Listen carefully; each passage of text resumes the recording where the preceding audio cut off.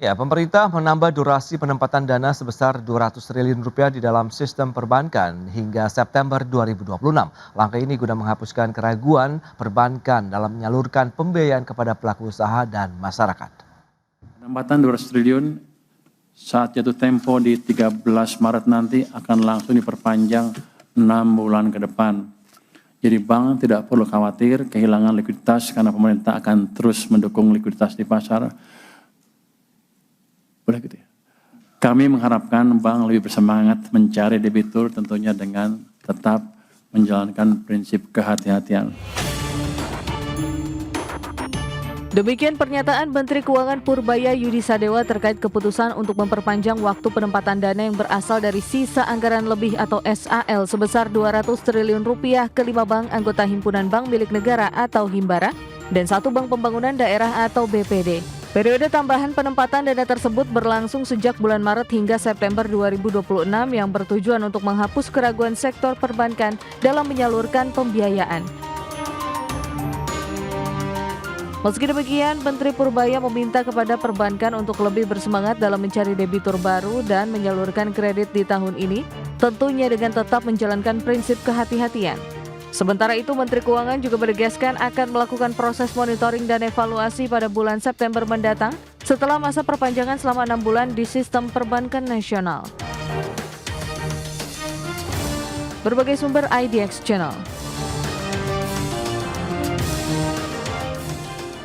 Baik, pemirsa, untuk membahas tema kita kali ini, efektivitas perpanjangan penempatan dana Rp200 triliun di perbankan, kita sudah tersambung melalui Zoom bersama dengan Ibu Sarmila Yahya, Wakil Ketua Umum Bidang Pengembangan Potensi Kolaborasi dan Pendanaan Kadin Indonesia. Kemudian ada Bapak Tauhid Ahmad, Ekonom Senior Indef. Langsung saja kita sapa ini. Halo, Bu Sarmila, apa kabar?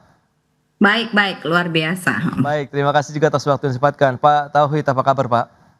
Ya, baik Mas Pras. Baik, terima kasih atas waktu yang disempatkan. Sebelum membahas lebih jauh, mungkin Pak Tauhid bisa memberikan satu gambaran terkait dengan pemerintah yang kembali memperpanjang ya penempatan dana Rp200 triliun begitu dalam sistem perbankan nasional kita begitu. Sejauh mana Anda melihat urgensinya di tahun 2026 ini? Ya, kalau saya lihat begini, memang pertama ya dari sisi penguatan likuiditas perbankan ya. Kalau kita lihat memang tampaknya memang dengan tidak menarik ya pada bulan Maret ini sangat bisa dimanfaatkan oleh perbankan asalkan kredit itu tumbuh dengan tinggi begitu. Yang kedua, tampaknya pemerintah cukup percaya diri karena uang tersebut tidak ditarik ke kas Kementerian Keuangan ya sebagai sumber penerimaan sehingga itu digunakan untuk belanja publik ya.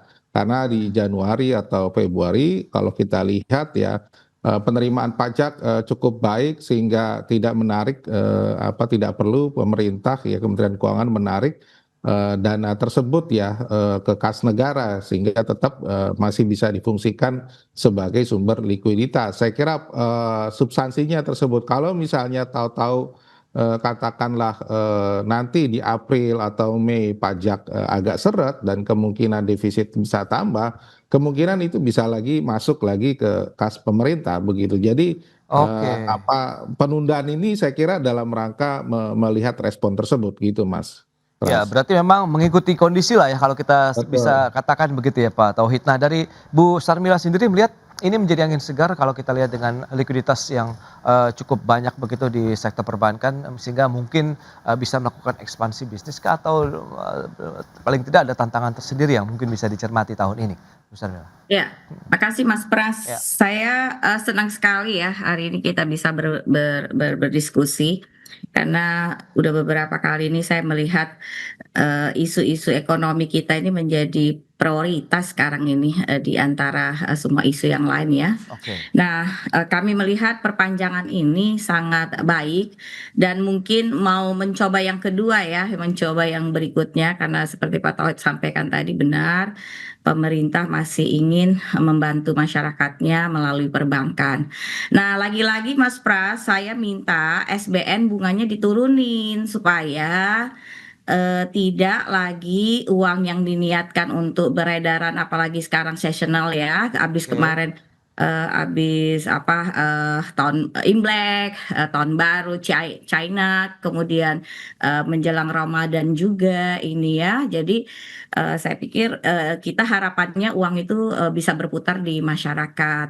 Nah, namun demikian lagi-lagi kalau lewat sektor perbankan tidak semudah yang dibayangkan dengan yang tidak non-bank seperti Oke, itu. Jadi ini juga menjadi PR kami, tidak semudah membalik telapak tangan lah ya ketika uang itu diperpanjang, tidak oke. serta-merta iklim dunia usaha langsung bagus gitu, tidak serta-merta. Namun demikian ini menjadi catatan bahwa ada peluang hari ini itu untuk perbankan bisa aktif dalam kegiatan-kegiatan produktivitas yang lagi betul-betul menjadi program pemerintah. Di antaranya itu adalah program makan bergizi gratis, kemudian Koperdes merah putih. Jadi banyak sekali subkon atau supplier-supplier yang mendukung program andalan pemerintah itu. Jadi menurut saya ini bagus, tapi ada catatan supaya dari pihak perbankan tidak lagi menitipkan uangnya di SBN, tolong bunga SBN-nya ditinggikan ya. Diturunkan. Diturunkan, bukan Oke. ditinggikan, maaf. Iya, iya, iya. Diturunkan, saya udah minta berkali-kali, ini termasuk mungkin yang 10 kali saya omongkan. Ya, makasih. Baik, baik Bu Sarmila. Nah, Pak Tauhid, lantas bagaimana kalau kita melihat pengalaman sebelumnya? Seberapa efektif akhirnya kalau kita lihat penempatan dana pemerintah di perbankan ini untuk bisa mendorong lagi pertumbuhan kredit perbankan kepada dunia usaha maupun masyarakat sendiri, Pak? Ya, kalau kita lihat ya dana 200T itu kan memperkuat likuiditas bank ya. Kalau kita amati ada beberapa indikator ya. Memang pertumbuhan kredit ya di 3 bulan terakhir ya sampai Desember 2025 tumbuh. Itu dari sekitar 8% ya mencapai kemudian di bulan September, Oktober, kemudian di Desember jadi 9,63%. Oke, Tetapi yang itu ternyata jauh lebih rendah dibandingkan pertumbuhan DPK, artinya lebih banyak tabungannya nih, jadi kreditnya pertumbuhan kredit jauh lebih rendah dibanding tabungan ya. Kalau tabungannya dengan DPK tadi oke. dari sekitar 8% menjadi sekitar 13% ya, 9 sampai 13. Jadi selisihnya yang satu hampir 2, yang satu 4%. Jadi sebenarnya bank ini kelebihan likuiditas begitu ya, apalagi dengan situasi kemarin ditambah 200 triliun ya tambah besar likuiditasnya begitu. Jadi kalaupun ada kita lihat efektivitasnya masih relatif kecil lah. Ada memang tumbuh ya tetapi relatif kecil begitu. Bank Oke. menyalurkan ini ke kredit sedikit ya tetapi mereka juga menyimpan ya ke SRBI juga cukup tinggi gitu. Kalau kita lihat kemarin terutama Oktober November kenaikan SRBI nominalnya hampir 700 sampai 800 triliun itu juga sumbernya juga sebagian besar juga dari bank ya walaupun juga dari luar begitu. Nah, ini yang saya kira Oke. memang mungkin ya kalau kita lihat secara umum ini efektivitasnya masih relatif kecil ya dibandingkan dari yang diharapkan oleh pemerintah ya. Bukan salah bank juga ya, tapi juga ada problem struktural di ekonomi kita yang tidak bisa menyerap kredit yang cukup besar begitu ya. Bisa jadi memang persoalannya demand tadi gitu, demandnya masih kecil, uangnya banyak yang akan disalurkan. Nah, ini yang saya kira ada problem di dunia usaha maupun di sektor UMKM yang tidak bisa menyerap likuiditas sangat besar terutama di 3 bulan terakhir ini. Oke, itu Mungkin dia memang problemnya perlu di situ, digaris Mas Pras. bawahi tadi ada demand, kemudian daya beli masyarakatnya sendiri begitu ya Pak Tauhid ya. Dan kita akan cermati sejauh mana dampak kebijakan ini karena kita tahu juga undisbursed loan di perbankan ini masih cukup tinggi ya sudah disampaikan oleh Bank Indonesia, masih sekitar 2.500 triliun nih Pak Tauhid dan Bu Sarmila. Kita bahas nanti di segmen berikutnya, kita akan jeda dulu sebentar ya Pak dan Bu Sarmila. Dan pemirsa kami akan segera kembali usai pariwara berikut ini. Ya, terima kasih Anda masih bergabung bersama kami dalam Market Review. Dan pemirsa berikut ini kami akan sampaikan sejumlah data, kita akan cermati bersama seperti yang bisa Anda saksikan di layar televisi Anda. Kita lihat dari sisi suku bunga kredit perbankan ya per Januari 2026 ini, kita lihat di data menyebutkan 8,8%. Ini memang ada penurunan dibandingkan dengan Januari di tahun 2025 atau year on year di 9,2%. Jadi ada penurunan sekitar 40 basis point untuk suku bunga kredit perbankan per Januari. Dan berikutnya kita akan cermati data terkait dengan pertumbuhan kredit perbankannya sendiri seperti apa sih di bulan Januari 2026. Ini dia ada kenaikan di Januari 9,96%. Sementara di Desember 2025 atau di bulan sebelumnya itu sekitar 9,69%. Itu dia untuk pertumbuhan kredit perbankan. Dan selanjutnya undisbursed loan perbankan per Januari 2025 ini yang juga bisa kita cermati bersama. Mencapai 2.506,47 triliun atau sekitar 22,65% dari plafon kredit yang tersedia di perbankan nasional. Sementara kalau kita sandingkan dengan Januari 2025 di 2.439,2 triliun rupiah. Undisbursed loan-nya ini meningkat begitu. Kita akan bahas lebih jauh nanti bersama dengan kembali Pak Tauhid Ahmad, kemudian juga Ibu Sarmila Yahya.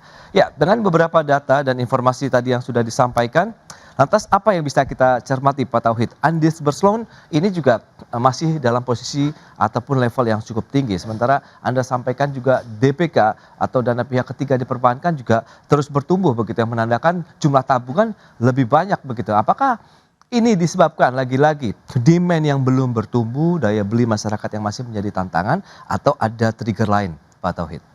Ya, yang pertama dari cermati ya dari pertumbuhan kredit tadi yang memang meningkat ya. Tetapi kalau kita bedah lebih dalam lagi, memang kalangan dunia usaha meski ada pertumbuhan kredit tadi ya, katakanlah menjadi 9,69 begitu.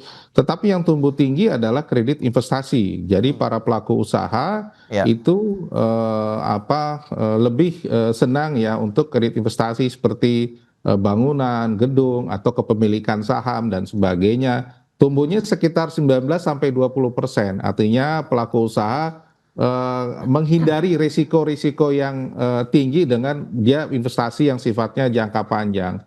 Nah, dari kredit tersebut juga kalau kita bedah juga untuk modal kerja itu hanya tumbuh sekitar 4-5%. Nah, ini kan lebih rendah dari kredit secara umum. Nah, ini yang kemudian memberikan efek dia untuk modal kerja yang sifatnya jangka pendek ya di bawah 1 tahun, apakah bahan baku, bahan penolong dan sebagainya termasuk upah di dalamnya begitu.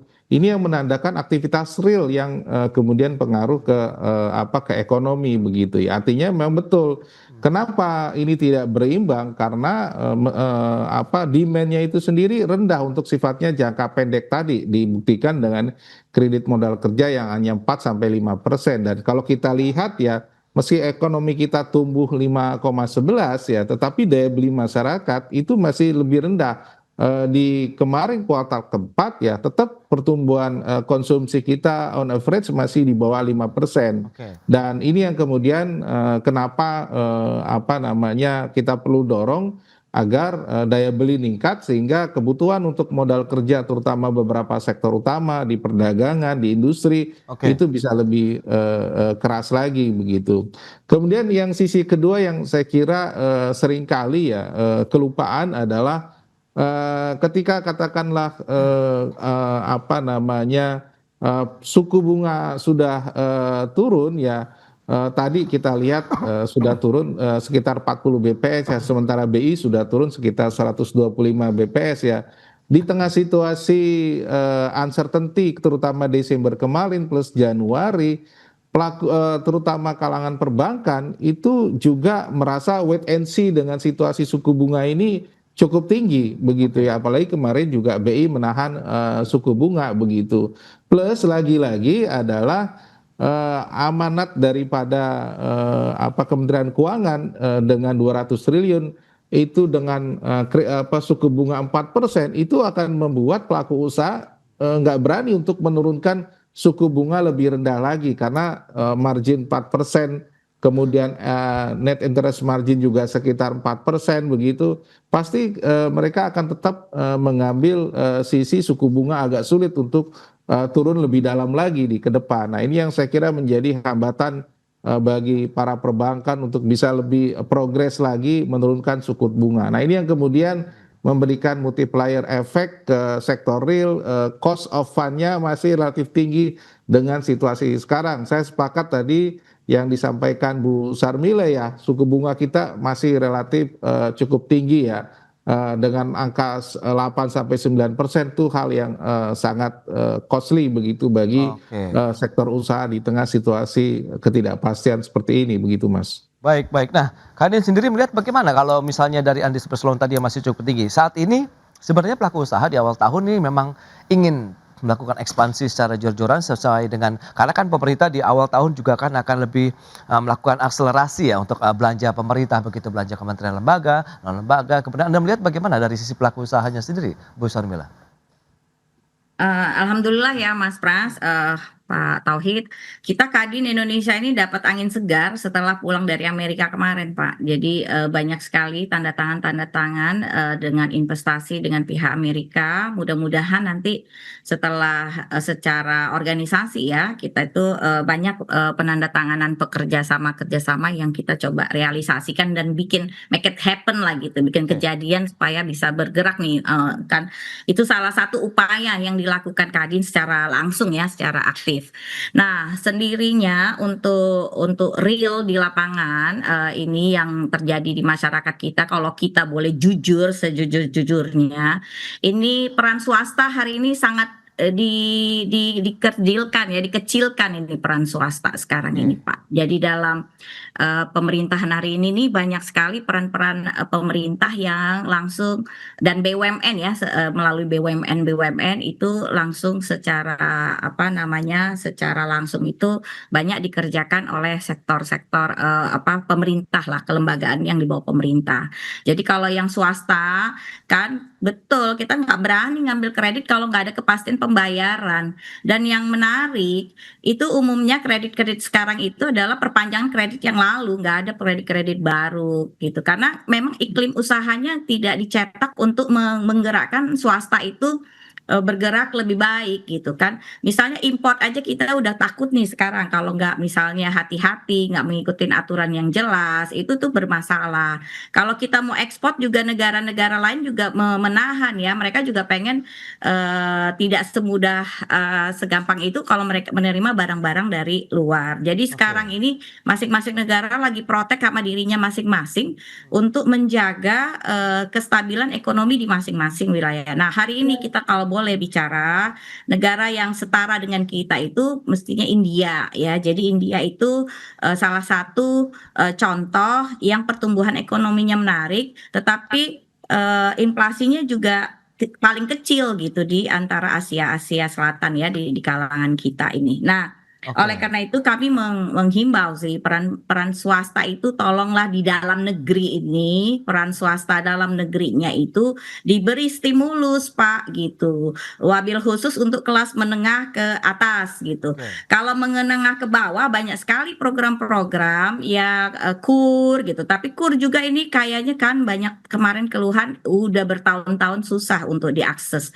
Karena apa? Banknya nggak menurunin suku bunga walaupun BI rate sudah turun, pemerintah Kementerian Keuangan juga udah minta diturunin, tapi dalam realisasinya itu bunga itu tetap tinggi di banknya gitu. Coba nanti saya juga akan seneng nih hari ini udah ada, saya mau coba ke bank, saya mau cek bener-bener besok atau hari ini, bener nggak itu bank itu berikan 8% itu 8,8. Saya punya kredit Pak, bukan punya orang. Saya punya kredit aja masih di atas 10 kira-kira yang masih 5M. Gitu Pak. Jadi saya juga besok nih ke bank, bagus juga nih Pak Tauhid sama Pak ini Pak IDX bilang itu 8,8. Jadi saya juga besok mau cek ke bank bener nggak itu kejadian gitu. Kita akan bahas lebih lanjut di segmen berikutnya. Kita akan jeda kembali sebentar Bu Sarmila dan juga Pak Tauhid, ini semakin menarik dan pemirsa tetaplah bersama kami. Ya, pemirsa, kita akan lanjutkan kembali perbincangan bersama dengan Ibu Sarmila Yahya dari Kadin Indonesia, kemudian juga ada Bapak Tauhid Ahmad dari Indef. Nah, Pak Tauhid, tadi beberapa kali memang Bu Sarmila menyoroti ya terkait dengan suku bunga pinjaman, akses begitu untuk sektor-sektor usaha khususnya UMKM, keterlibatan dunia usaha di swasta begitu dalam mungkin pekerjaan-pekerjaan yang biasanya mereka lakukan begitu. Anda melihat tantangan seperti ini apakah juga mungkin bisa dipecahkan bersama? Dalam artian nanti ada win-win solution sambil kita menyikapi juga dengan ya sesuai dengan tema kita kali ini begitu. Apakah masalah kredit perbankan ini bisa menjadi solusi ke depannya begitu, Pak Tauhid? Ya, saya kira bisa ya. Misalnya salah satu pemicu ya daripada suku bunga yang tinggi kan apa namanya, kalau kita lihat pecah gitu ya Ya. 20% itu karena preferensi rate dari suku bunga ya. Itu oleh kebanyakan oleh Himbara ataupun lembaga pemerintah begitu ya. Deposito-deposito khusus dan sebagainya. Ini kan bisa dibicarakan sehingga bank ketika menawarkan suku bunga yang tinggi ke mereka begitu, itu bisa diturunkan, apalagi kalau sebagian itu yang minta pemerintah. Sehingga bank juga bisa akhirnya kalau itu diturunkan, itu bisa suku bunga yang diberikan ke para pelaku usaha juga bisa turunkan. Oke. Termasuk misalnya yang 200 triliun, kalau 4% terlalu mahal ya, itu juga bisa diturunkan, mungkin masih sekitar 3 sampai 3,5%, sehingga suku perbankannya juga bisa diturunkan. Saya kira itu gitu. Jadi karena sebagian besar pemerintah kewenangannya besar, saya kira itu masih bisa dikompromikan. Yang kedua misalnya bagaimana mendorong demand begitu ya. Saya kira memang ya mendorong demand ini kan kalau kita lihat masih bergantung kepada anggaran pemerintah. Karena Oke. itu semakin banyak uang itu turun ke masyarakat ya, terutama ke kelompok bawah dan menengah, harusnya bisa bekerja sebagai putaran ekonomi yang tinggi begitu ya. Program MBG, koperasi dan sebagainya. Nah, ini yang harusnya lebih tepat sasaran akan jauh lebih baik begitu ya. Sehingga ada anggaran yang besar tapi multipliernya rendah, pasti ada problem di transmisinya, di sasaran dan sebagainya, itu yang kemudian diperbaiki sehingga demand masyarakat tinggi. Satu lagi yang saya kira penting untuk mendorong demand, ini kita nih mulai kedodoran soal investasi ya. Memang target investasi 1.900 triliun itu tercapai di 2025, tapi tren PMA-nya ini mulai turun. Oke. Ya, masalahnya adalah kalau kita lihat mengandal PMDN ini banyak yang kecil-kecil dan majority adalah ke sektor jasa begitu ya. Sementara banyak PMA yang di sektor primer maupun di sektor industri itu sedikit. Nah, ini yang kemudian kita dorong perbaikan iklim investasi agar penciptaan lapangan kerja dan demand ini tumbuh. Yang ini yang ketiga ini seringkali ketinggalan, apalagi dengan situasi dominasi pemerintah mulai kuat dalam 2 tahun terakhir dari sisi investasi, Oke. sementara tadi swasta mulai berkurang nih dari Bu Sarmila ya. Saya kira ini fenomena yang fenomena gunung es yang pada akhirnya orang malas investasi di Indonesia dengan situasi akhir-akhir gini, apalagi kita tahu sudah ada katakanlah daya saing kita turun dari 27 ke 40, Iya. indeks MCI, kemudian macam-macam itu turun begitu. Ini harusnya dibaca satu fenomena ada pelemahan struktural ekonomi kita yang harus kita perbaiki. Ya kalau kemarin mungkin ya PTA yang kemarin di Amerika itu juga menjadi cerminan bagaimana harusnya ini kita harus melakukan banyak perubahan. Begitu Mas Pras. Oke, lantas bagaimana harapan dari pelaku usaha sendiri Bu Sarmila terhadap perbankan dan juga pemerintah agar kebijakan ini ya akhirnya benar-benar bisa mendukung dunia usaha, mendorong juga pertumbuhan ekonomi nasional kita begitu dengan kontribusi pelaku usaha khususnya KDN Indonesia di sana. Yang pertama saya minta suku bunga untuk kredit itu betul-betul sesuai yang diarahkan pemerintah, turunkan benerkan turun gitu. Itu satu ya. Yang kedua peran swasta ditingkatkan dalam dinamika ekonomi kita karena peran-peran swasta sekarang ini sudah mulai di nomor 2 kan. Jadi peran pemerintah lebih besar daripada peran swasta dalam melaksanakan aktivitas bisnis ataupun ekonomi. Yang ketiga, kumpulkan nih para pengusaha kelas menengah untuk bisa bersama-sama pemerintah mencarikan solusi dan memberikan stimulus-stimulus gitu, stimulus-stimulus yang Oke. di sektor energi, sektor pertanian, di sektor tourism, di sektor jasa dan perdagangan. Itu yang menurut saya yang harus disegerakan. Karena ini kalau kita berlarut-larut, kita lakukan pembiaran, ini makin hari akan makin membahayakan buat ekonomi kita. Baik, itu dia penurunan suku bunga pinjaman, kemudian stimulus yang masih diharapkan tetap ada begitu ya untuk dunia usaha khususnya dari pihak swasta begitu ya di tahun 2026 ini. Pak Tauhid, kemudian Ibu Sarmila, terima kasih banyak atas informasi, update dan juga insight yang sudah diberikan kepada pemirsa pada hari ini. Selamat melanjutkan aktivitas Anda kembali, salam sehat. Sampai berjumpa kembali. Terima kasih Pak Tauhid. Makasih Mas Bu Pras, Sarmila. makasih Ya, Pak makasih Taufik. Bu Pak Tauhid. Sarmila, Mas Iya, Pras. makasih. Ya, pemirsa, Menteri Koperasi Ferry Juliantono mendorong Koperasi Desa Merah Putih untuk bermitra dengan retail modern dan kerjasama tersebut diperlukan untuk memenuhi kebutuhan masyarakat. Menteri Koperasi Ferry Juliantono mendorong Koperasi Desa dan Kelurahan atau Kopdes Merah Putih bermitra dengan retail modern. Kemitraan tersebut diperlukan guna memperkuat peran pelaku usaha mikro kecil dan menengah atau UMKM sekaligus menjaga keseimbangan kebutuhan konsumen. Ferry menegaskan bahwa isu pembatasan ekspansi retail modern pada dasarnya bergantung pada pengaturan regulasi di masing-masing daerah. Namun ia menekankan bahwa keberadaan retail modern tidak harus dipandang sebagai ancaman, melainkan dapat menjadi mitra strategis bagi Kopdes Merah Putih. Menurut Ferry, keberadaan retail modern tetap dibutuhkan karena tidak semua produk dapat diproduksi oleh UMKM lokal. Untuk itu, ia menilai kerjasama antara Kopdes Merah Putih dengan pihak swasta tetap diperlukan untuk memenuhi kebutuhan masyarakat. Ferry menekankan bahwa pola kerjasama antara koperasi desa, UMKM, dan usaha retail modern harus diarahkan agar saling menguatkan. Dengan demikian, koperasi desa tetap memiliki ruang untuk berkembang, sementara retail modern dapat berperan sebagai mitra distribusi bagi produk lokal. Berbagai sumber IDX Channel.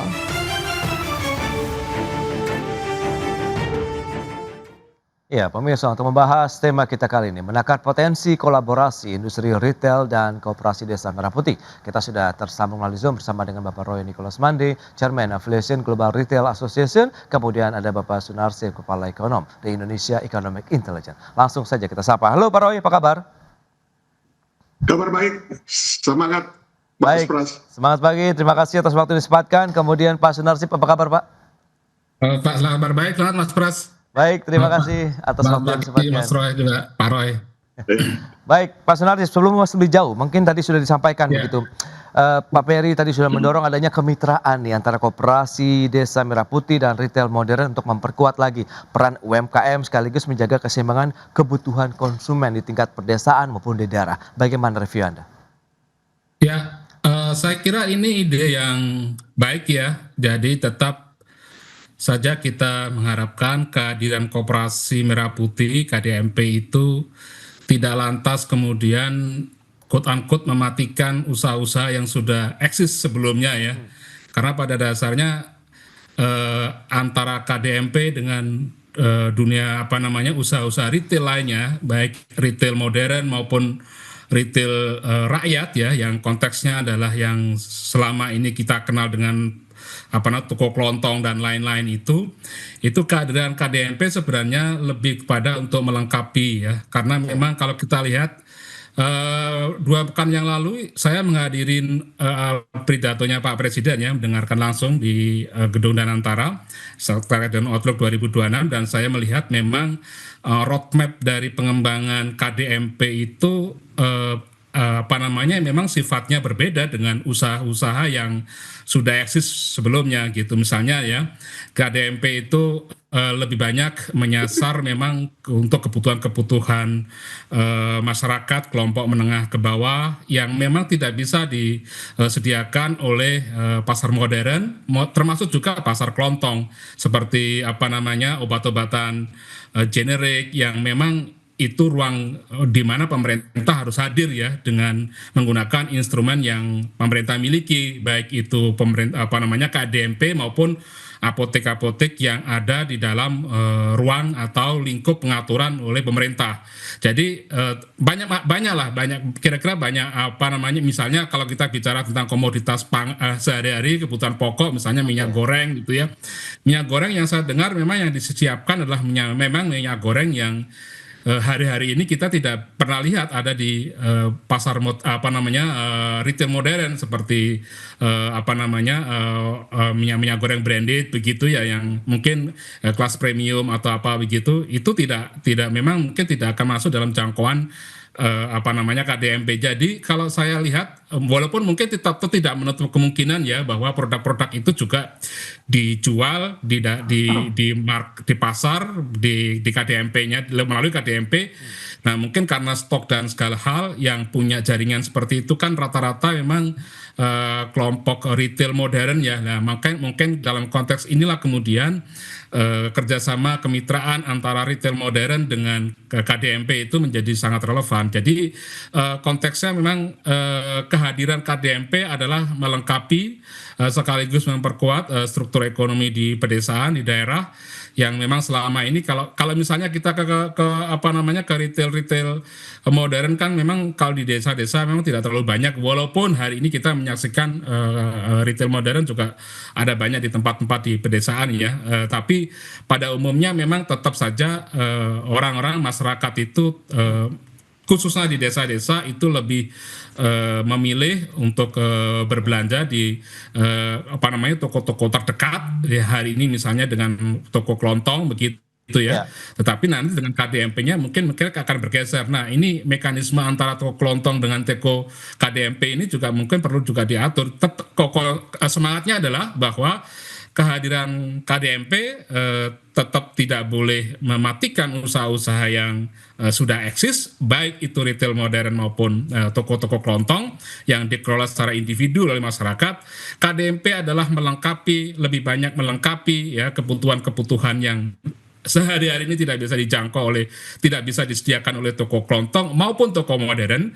Kalaupun kemudian harus menghadirkan produk-produk yang memang menjadi barang dagangan yang dijual oleh sesama oleh toko modern, mungkin nggak gampang juga menyediakan pasokannya. Supply chain-nya juga tidak mudah. Nah, makanya dalam konteks ini kemudian kemitraan dengan supply chain yang ada di retail modern itu menjadi penting supaya keberadaan KDMP itu juga bisa melengkapi kehadirannya di desa-desa, sekaligus juga quote-unquote ya keberadaan retail modern itu kemudian tidak perlu harus sampai membuka cabangnya sampai ke pelosok-pelosok begitu ya, karena memang kemitraannya sudah dijalin sehingga supply chain-nya itu bisa diefisiensikan dari sisi kepentingan para pelaku di retail modern. Kira-kira begitu Mas Pras. Pak Sunarsip, ini menarik ya. Lantas Pak Roy, dari sisi pelakunya sendiri bagaimana Anda melihat ide dan gagasan ini begitu? Karena tadi untuk bisa menjaga kebutuhan konsumen di tingkat pedesaan, kemitraan tadi yang kolaborasinya harusnya semakin intens dan terintegrasi begitu Pak Roy. Iya, tentunya kami sangat mendukung tadi pernyataan Pak Sulis bahwa koperasi desa ya Merah Putih, KDMP dan retail yang saat ini sudah eksis itu bukan merupakan suatu katakanlah dua ideologi yang berbeda ya, nggak ada yang berbeda sebenarnya karena semuanya bisa saling melengkapi, kemudian saling mendukung dan memang bisa dirancang untuk stabilisasi harga pangan, peningkatan daya beli maupun pemberdayaan produsen lokal. Jadi kalau kita ketahui struktur daripada posisi retail modern itu unggul di manajemen rantai pasok. Itu sudah jelas ya, supply chain. Kemudian juga standar quality ya, kita menjaga sekali standar quality. Kemudian teknologi manajemen inventory ya, kita punya teknologinya.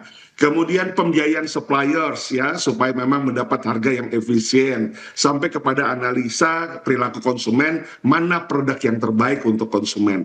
Kemudian koperasi juga, koperasi itu kedekatan sosialnya yang kuat ya, karena ini adalah program dari Helikopter View pemerintah untuk bagaimana meningkatkan pedesaan sehingga lebih maju, lebih meningkat. Jadi kedekatan sosialnya yang kuat.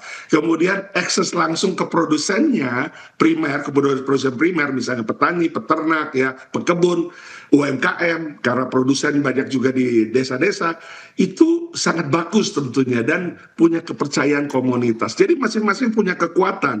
Nah, dua kekuatan ini sangat baik bila didirigen dengan baik, ya, tidak merupakan satu polemik atau satu kondisional yang tadi saya katakan ini merupakan dua ideologi yang berbeda, tidak, tapi ini merupakan bagian daripada stabilisasi harga dan ketersediaan barang. Nah, ada banyak hal yang bisa kita lakukan kolaborasi. Tadi sudah dikatakan Mas Solis, ini bisa ada kemitraan misalnya. Ya, kita bisa bangun kolaborasi off-taker, ya, off-taker model, di mana retail menjadi pembeli terhadap produk-produk koperasi yang dihasilkan oleh produsen di desa, sehingga ada kontrak farming, ada kontrak quality, dan itu bisa diserap, disalurkan oleh seluruh retail yang memang ada di seluruh wilayah. Kemudian agregator hub desa misalnya, koperasi desa bisa menjadi mini distribution center untuk wilayah-wilayah yang rural, di mana retail bisa bermitra untuk penetrasi wilayah-wilayah yang memang sulit terjangkau atau memang butuh waktu untuk delivery, pengiriman, logistik, maupun juga untuk mencegah disparity price. Ya, kemudian private label berbasis desa, ya tadi sudah disebutkan UMKM, ayo UMKM retail bisa mengembangkan produk private label yang sourcingnya dari koperasi desa, marginnya lebih sehat karena tidak lewat tengkulak ijon, ya. Kemudian yang terakhir digital integrity, integritas digital. Dengan teknologi yang ada yang kita miliki, kita bisa transfer ke knowledge. Jadi hal ini bisa sama-sama menguntungkan dan sama-sama bermitra dikala didirikan dengan baik. Oke, Pak Roy, ini menarik. Karena kan metode usahanya berbeda juga kan antara koperasi kemudian dengan bisnis retail modern tadi. Apakah perlu ada mungkin SOP, standar operasional prosedur yang mungkin ya perlu disiapkan begitu oleh Kopdes begitu agar tidak masuk dalam rantai pasok retail modern, atau justru kita harus blind lead misalnya. Kita bahas nanti di segmen berikutnya. Kita akan jeda sebentar Pak Sunarsip dan juga Pak Roy, dan pemirsa tetaplah bersama kami.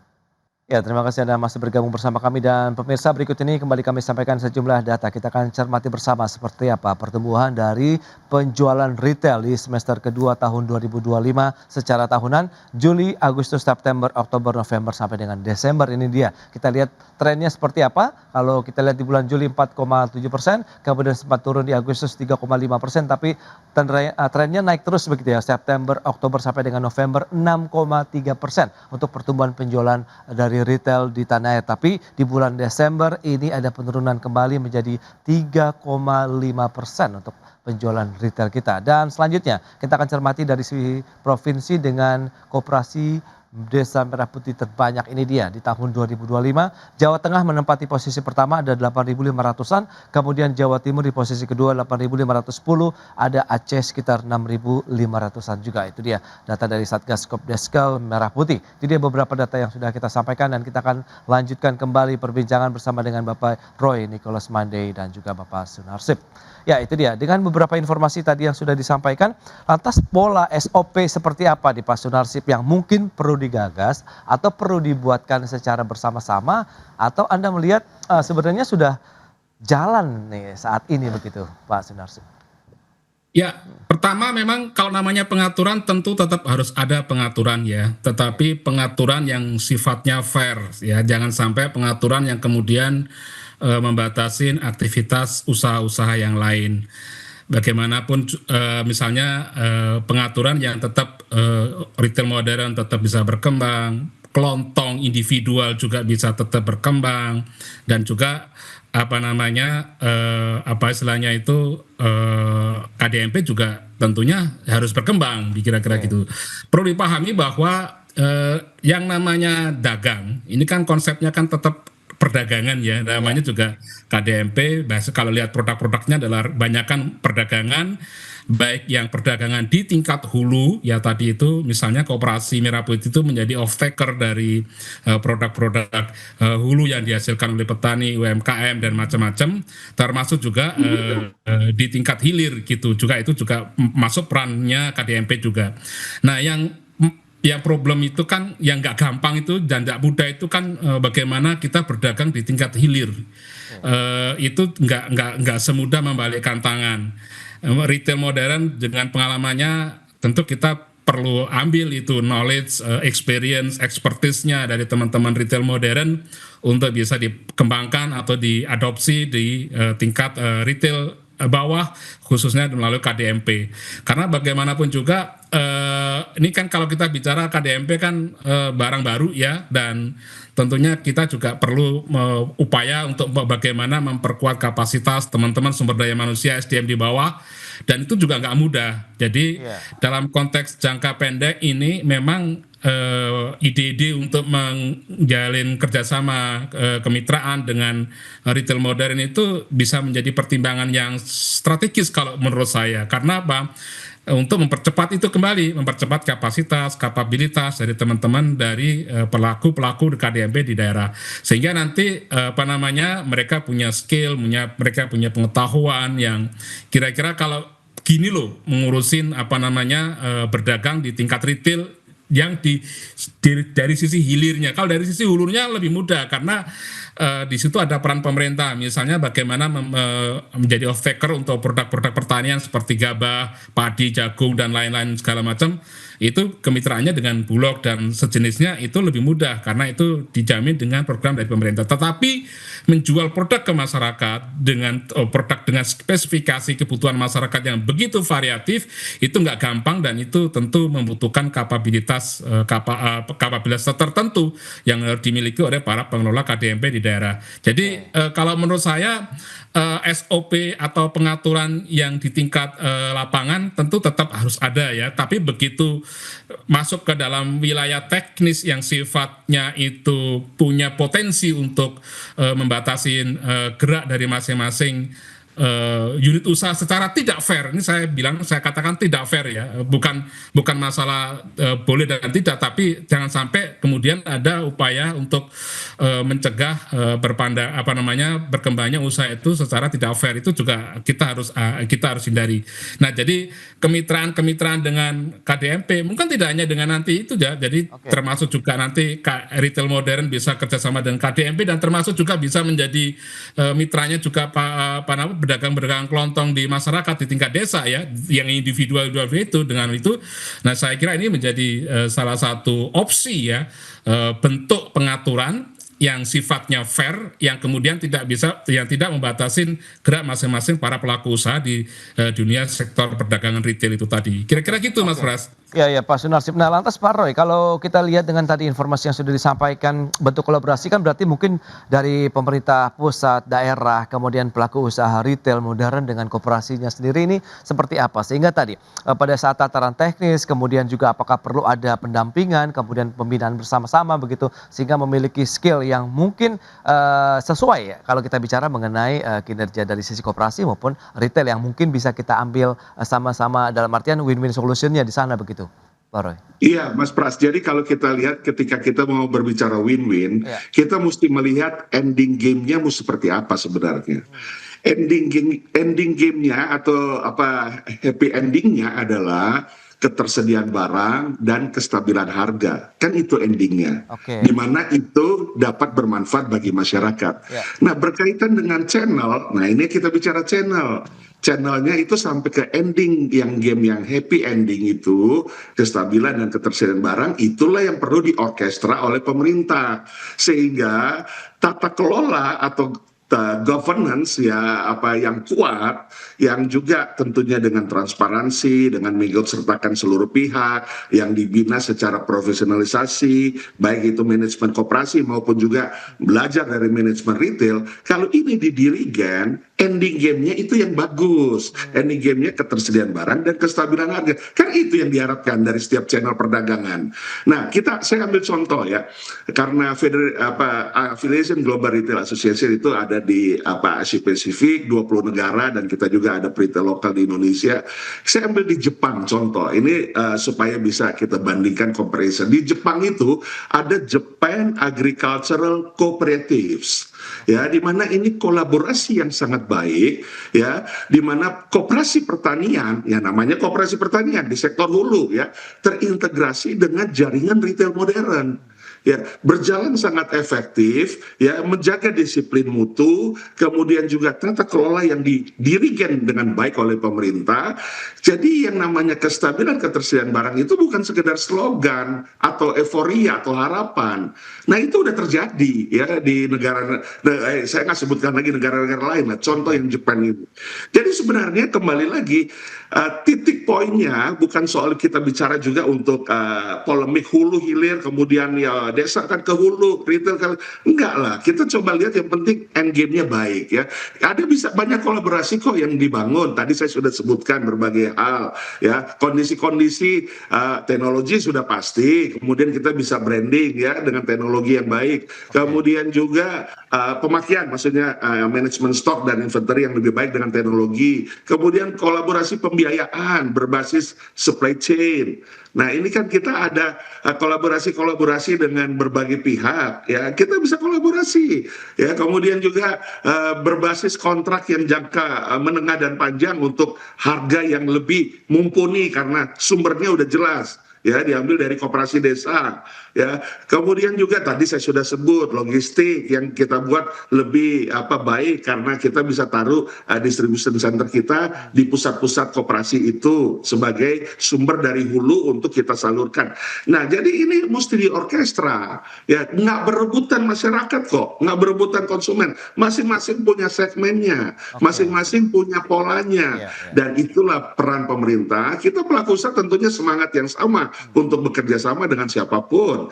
Nah, ini orkestra oleh pemerintah ini yang perlu dinamis, bukan menimbulkan polemik atau batasan-batasan, tapi bahasa komunikasi publiknya itu adalah bagaimana membangun kebersamaan. Oke, itu dia. Yang penting bagaimana ini bisa memberikan tadi kestabilan pasokan dan harga. Tapi dari sisi Anda melihat apakah nanti potensi kerjasamanya bisa saling menguntungkan? Dalam artian ada ketergantungan yang simbiosis mutualisme di sana begitu Pak Roy. Sehingga ya tadi sama-sama menguntungkan untuk operasinya bisa maju, kemudian dari retail modernnya pun bisa mengembangkan. Meskipun Anda sampaikan pasarnya harus sama-sama berbeda begitu meskipun berjalan beriringan Pak Roy. Iya, contohnya saja saya ambil contoh, misalnya beras itu kan di desa-desa.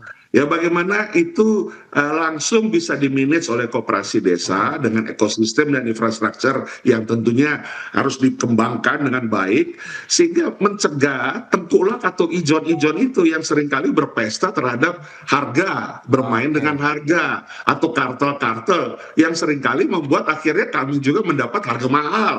Misalnya seperti itu, ya. Jadi bagaimana sumbernya itu dikelola dengan baik dengan koperasi desa, kemudian kita kerjasama, ya kita kerjasama tentu juga dengan penggilingan desa, kemudian logistiknya juga kita bantu.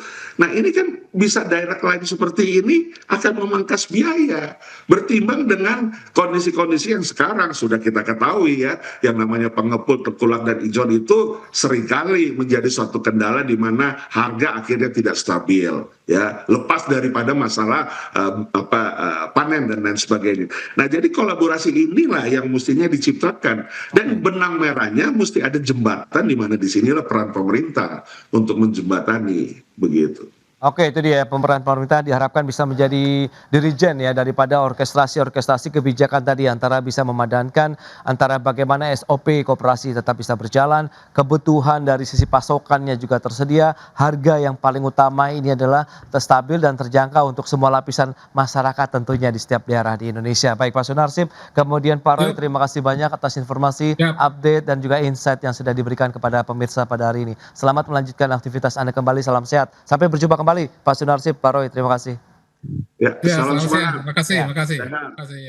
Baik pemirsa, 1 jam sudah saya menemani Anda dalam Market Review dan jangan lupa saksikan program First Session Closing yang akan tayang pukul 12 waktu Indonesia Barat. Perbaharui terus informasi Anda hanya di IDX Channel, Your Trustworthy and Comprehensive Investment Reference. Karena urusan masa depan harus ke depan, aku investor saham. Saya Prasetyo Wibowo beserta seluruh kerabat kerja yang bertugas pamit undur diri. Terima kasih, sampai jumpa.